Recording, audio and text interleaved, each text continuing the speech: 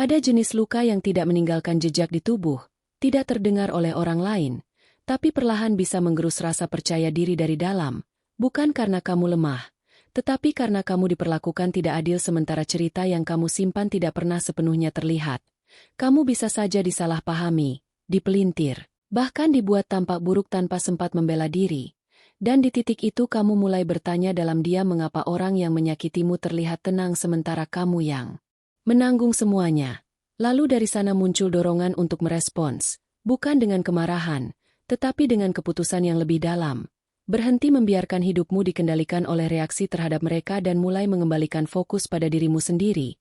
Karena pada akhirnya kedamaian tidak datang dari melihat orang lain menerima akibatnya, melainkan dari tidak lagi membawa beban yang tidak bisa kamu kendalikan. Sebagaimana Seneca mengingatkan bahwa penderitaan sering lahir dari pikiran yang terus terikat pada hal di luar kendali kita, sehingga kekuatan sejati bukanlah membalas, tetapi membangun ulang dirimu dalam diam, membiarkan waktu yang berbicara, dan tetap berdiri tanpa harus menghancurkan dirimu sendiri untuk membuktikan apapun. Video ini bukan ruang untuk menumpahkan emosi secara buta, tetapi tempat kamu belajar mengendalikan luka yang kamu rasakan lalu mengarahkannya menjadi tenaga baru yang perlahan membuat mereka yang pernah menjatuhkanmu kehilangan pijakan dari dalam. Tekan subscribe, nyalakan notifikasi, dan tetap di sini sampai selesai karena apa yang akan kamu dengar setelah ini bukan sekadar motivasi kosong, melainkan bentuk respons yang tidak bisa mereka patahkan. Sekarang kita masuk ke langkah pertama. Sebuah strategi yang akan mengubah kesunyianmu menjadi sesuatu yang justru membuat mereka gelisah. Langkah pertama, diamkan mereka lewat perubahan dingin yang terasa seperti ancaman tak terlihat. Tidak ada yang lebih mengganggu bagi orang yang pernah melukaimu selain saat kamu tidak lagi bereaksi seperti dulu. Mereka selalu menunggu satu hal dari dirimu, reaksi emosional. Mereka ingin kamu terpancing marah, ingin kamu membela diri dengan berlebihan, ingin kamu kehilangan kendali karena di situ mereka merasa punya kekuatan. Tapi bayangkan jika yang terjadi justru sebaliknya. Ketika mereka berharap ledakan, kamu memilih diam. Ketika mereka menunggu penjelasan, kamu justru menjauh. Dan ketika mereka yakin kamu akan runtuh, kamu malah bergerak naik. Ketenanganmu menjadi pukulan pertama yang tak mereka duga. Dan perkembanganmu menjadi sesuatu yang menghancurkan keyakinan mereka perlahan. Psikolog Dr. Ramani Durvasula menggambarkan kondisi ini sebagai narcissistic injury trigger, yaitu saat seseorang dengan pola merusak melihat targetnya tidak lagi jatuh, melainkan berkembang, menjadi lebih stabil, lebih percaya diri, dan tidak lagi mudah dipengaruhi. Bagi mereka yang terbiasa mengontrol, ini bukan sekadar ketidaknyamanan, tapi runtuhnya rasa kuasa dari dalam diri mereka sendiri. Dalam sudut pandang Stokisme, ini bukan tentang membalas dendam, melainkan bentuk tertinggi dari penguasaan diri, yang disebut energeia, yaitu kemampuan untuk tidak membuang energi pada kemarahan, melainkan mengalihkannya pada pertumbuhan. Bayangkan seekor ular yang disakiti, jika ia bereaksi secara impulsif, ia akan mudah ditangkap, tetapi jika ia tetap tenang, bergerak perlahan, dan berkembang dalam diam, ia kembali dengan kekuatan yang tidak lagi bisa diremehkan. Begitu juga dengan dirimu. Karena perubahan yang sunyi adalah bentuk perlawanan yang paling sulit dihentikan, sebab ia tidak datang dengan suara keras, melainkan dengan hasil yang tidak bisa dibantah, dan ini bukan sekadar teori motivasi biasa. Penelitian di bidang neuroscience dari University of California menunjukkan bahwa ketika seseorang mengalihkan energi emosinya ke aktivitas yang konstruktif seperti membangun karir, memperbaiki kondisi fisik, atau mengejar tujuan hidup, terjadi peningkatan aktivitas dopamin sekaligus penguatan pada prefrontal cortex, bagian otak yang berperan dalam kontrol diri dan pengambilan keputusan. Dengan kata lain, kamu tidak hanya sedang menenangkan emosi, tetapi juga secara perlahan memperbaiki sistem kendali dalam dirimu sendiri dan memulihkan dampak luka psikologis dari dalam. Sementara itu, orang yang pernah menyakitimu tidak akan melihat drama yang mereka harapkan. Mereka tidak akan melihatmu runtuh atau kehilangan arah. Yang mereka lihat justru seseorang yang berubah, yang tidak lagi bisa dipancing seperti dulu, yang semakin jauh dari jangkauan pengaruh mereka. Dan setiap kali namamu muncul, yang mereka hadapi bukan lagi versi lama darimu, melainkan bukti bahwa apa yang mereka coba hancurkan justru tidak berhasil. Di titik itu, yang muncul adalah cermin dari kegagalan mereka sendiri, karena kamu berdiri dalam bentuk yang lebih kuat, lebih tenang, dan lebih stabil dari sebelumnya. Dan disitulah tekanan sebenarnya mulai terasa. Bukan karena kamu menyerang balik, tetapi karena kamu tidak lagi membutuhkan pembalasan sama sekali. Lalu pertanyaannya menjadi sederhana namun berat. Apakah kamu akan menjadikan perkembanganmu sebagai bentuk pembuktian diam yang menghantui mereka? Atau tetap diam di tempat yang membuat mereka merasa menang? Pilihan itu selalu ada di tanganmu. Tetapi satu hal yang pasti, perubahan diri bukan hanya proses penyembuhan, melainkan bentuk respons paling sunyi yang dampaknya paling dalam. Musik. Ini kembali pada inti yang sama, mengubah keheningan menjadi sesuatu yang tidak bisa diabaikan. Tidak ada yang lebih mengganggu bagi seseorang yang pernah melukai kamu selain ketika kamu berhenti bereaksi seperti yang mereka harapkan. Mereka menunggu kemarahan. Mereka menunggu pembelaan berlebihan.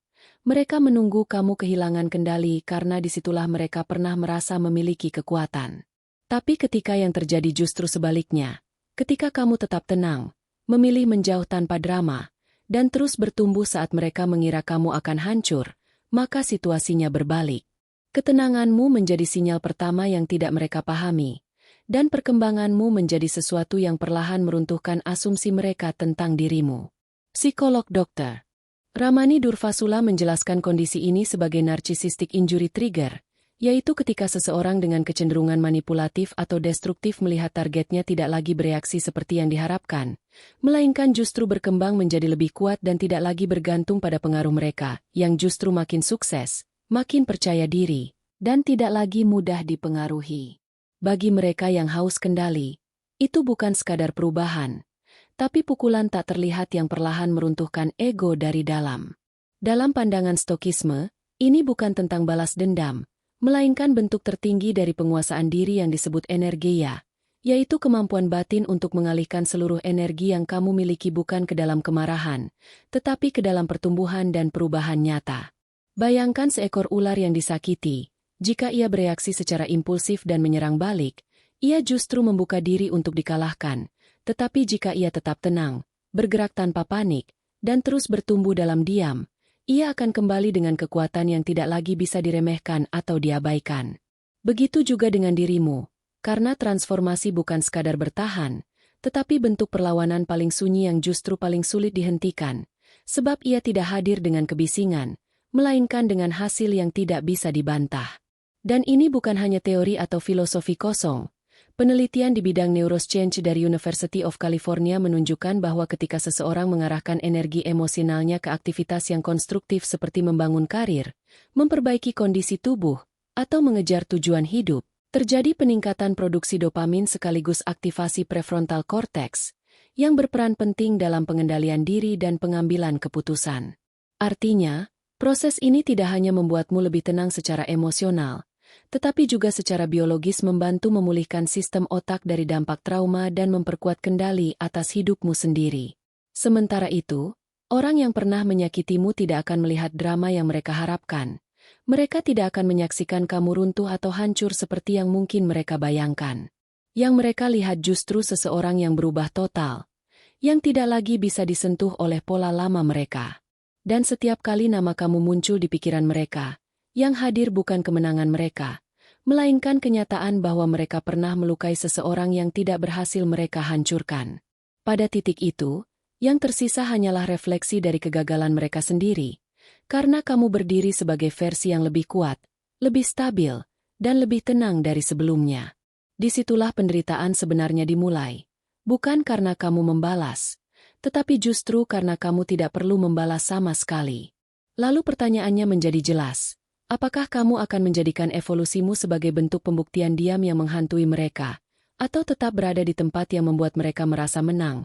Pilihan itu selalu kembali kepadamu, tetapi satu hal yang pasti, transformasi bukan hanya penyembuhan, melainkan bentuk balasan paling sunyi dan paling dalam dampaknya.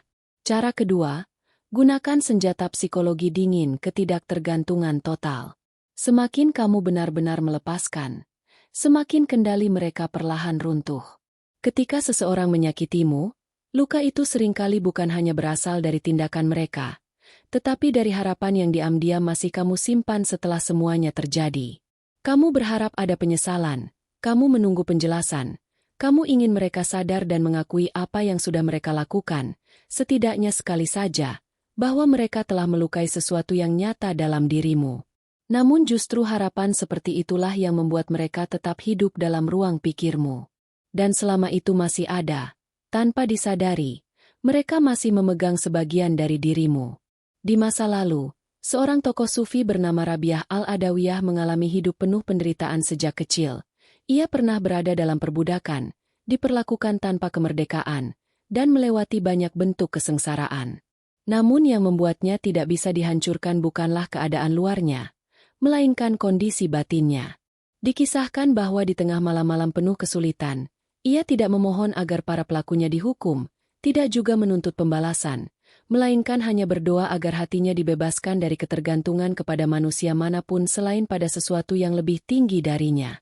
Sejak titik itu, tidak ada lagi ruang bagi siapapun untuk mengendalikannya, bukan karena ia melawan secara fisik, tetapi karena secara batin ia sudah tidak lagi terikat. Bertahun-tahun kemudian, ketika kesempatan untuk tetap berada di tempat yang sama terbuka baginya, ia memilih pergi dengan tenang, karena kebebasannya tidak lagi bergantung pada izin siapapun. Ketidaktergantungan bukan berarti kamu tidak pernah terluka, tetapi tentang memutus aliran emosional yang selama ini tanpa sadar kamu berikan kepada orang lain. Dalam psikologi trauma, hal ini sering dikaitkan dengan proses attachment recovery, yaitu ketika seseorang mulai menyadari bahwa keterikatan emosional pada orang yang melukainya justru memperpanjang rasa sakit itu sendiri. Dan pada saat ia berhenti menggantungkan harapan, berhenti menunggu respons, bahkan berhenti memberi amarah tempat yang besar dalam hidupnya, ia perlahan mengambil kembali kendali atas dirinya sendiri. Dalam sudut pandang Stokisme, kondisi ini mendekati apa yang disebut apatheia, bukan ketiadaan rasa, tetapi keadaan ketika emosi tidak lagi dikendalikan oleh hal-hal di luar diri. Bahkan dalam studi yang sering dikaitkan dengan Harvard Medical School, ditemukan bahwa ketika seseorang berhenti terus-menerus memikirkan atau merespons sumber stres emosional, sistem otak yang berkaitan dengan kecemasan seperti amigdala menjadi lebih stabil, sementara area pengambilan keputusan dan kontrol diri di korteks prefrontal bekerja lebih optimal, membuat seseorang merasa lebih tenang, jernih, dan stabil dalam jangka panjang. Sementara itu, bagi orang yang pernah menyakitimu, ketenangan itu justru menjadi sesuatu yang tidak mereka pahami. Mereka akan mulai bertanya-tanya mengapa tidak ada reaksi, mengapa tidak ada balasan, mengapa kamu tidak lagi terjebak dalam pola yang sama seperti sebelumnya. Dan disitulah posisi mulai berubah, karena tanpa drama, tanpa perlawanan langsung, kamu telah menarik kembali pusat kendali emosional yang dulu mereka anggap bisa mereka akses kapan saja. Tanpa kamu sadari, kamu tidak lagi berada dalam posisi yang bisa mereka ganggu, bahkan dalam pikiran mereka sekalipun. Jadi jika direnungkan, semakin kamu melepaskan keterikatan itu, semakin hilang pula pengaruh mereka atas dirimu. Dan seseorang yang benar-benar tidak lagi bergantung secara emosional adalah seseorang yang pada akhirnya tidak bisa dihancurkan oleh masa lalu. Lalu masuk ke cara ketiga, memaksa mereka menyaksikan kesuksesanmu dari kejauhan. Ada jenis penderitaan yang tidak membutuhkan kata-kata, yaitu ketika seseorang yang dulu meremehkanmu harus melihatmu melampaui semua batas yang mereka tetapkan untukmu. Rasa sakit itu bukan milikmu, melainkan milik mereka yang pernah yakin bahwa kamu tidak akan pernah bangkit, bahwa kamu akan tetap berada di tempat yang sama, hancur dan tertinggal. Mereka membangun keyakinan bahwa kamu tidak akan mampu hidup tanpa pengaruh mereka, tetapi kenyataannya justru sebaliknya. Kamu tidak hanya bangkit, kamu bergerak naik, dan terus naik hingga jarak itu menjadi terlalu jauh untuk mereka jangkau lagi, bahkan hanya untuk sekadar dibandingkan. Sebuah riset yang dipublikasikan dalam Harvard Business Review menunjukkan bahwa rasa tertinggal dari seseorang yang dulu kita anggap tidak sepadan dapat memicu tekanan psikologis yang lebih kuat dibandingkan kalah dari orang yang sejak awal kita anggap unggul. Dengan kata lain, semakin rendah standar mereka dulu terhadapmu, semakin besar guncangan emosional yang muncul ketika mereka melihatmu melampaui ekspektasi itu. Dari kejauhan, mereka akan memperhatikanmu, bukan dengan rasa bangga, tetapi dengan ketidaknyamanan yang sulit dijelaskan. Mereka mungkin tidak akan pernah mengakuinya secara terbuka, tetapi setiap pencapaian yang kamu tampilkan menjadi pengingat halus yang mengganggu citra diri mereka sendiri. Dan di titik ini, yang kamu lakukan bukan lagi tentang pembuktian keras, tetapi tentang membiarkan hidupmu berbicara sendiri. Tidak perlu suara tinggi, tidak perlu konfrontasi, cukup terus bertumbuh dalam diam, cukup biarkan prosesmu terlihat tanpa perlu dijelaskan, dan biarkan mereka menjadi penonton dari sesuatu yang tidak lagi bisa mereka masuki. Dalam tradisi Stokisme, ini selaras dengan gagasan Virtus, yaitu kualitas hidup yang dibangun melalui disiplin, konsistensi, dan pertumbuhan yang tidak bergantung pada pengakuan luar. Marcus Aurelius pernah menekankan bahwa cara paling efektif untuk merespons penghinaan adalah dengan tidak menurunkan diri ke level yang sama, yang berarti kamu tidak perlu terlibat dalam konflik atau menjadikan nama mereka sebagai pusat narasi hidupmu. Sebaliknya, biarkan hasil kerja dan perkembanganmu menjadi bukti diam yang tidak membutuhkan penjelasan. Gunakan pengalaman yang pernah menyakitimu sebagai energi untuk bergerak maju, bukan untuk membalas ke belakang. Karena dari posisi itulah kamu akan terlihat semakin jauh dari versi lama dirimu sendiri, dan semakin sulit dijangkau oleh masa lalu yang pernah mencoba menahanmu. Di tahap ini, kemenangan bukan lagi tentang siapa yang berbicara paling keras, tetapi tentang siapa yang berhasil berubah paling jauh. Lalu masuk ke cara keempat, yaitu menanamkan keraguan tanpa satu kata pun. Keraguan adalah bentuk tekanan psikologis yang bekerja secara diam-diam, dan seringkali lebih efektif daripada konfrontasi langsung.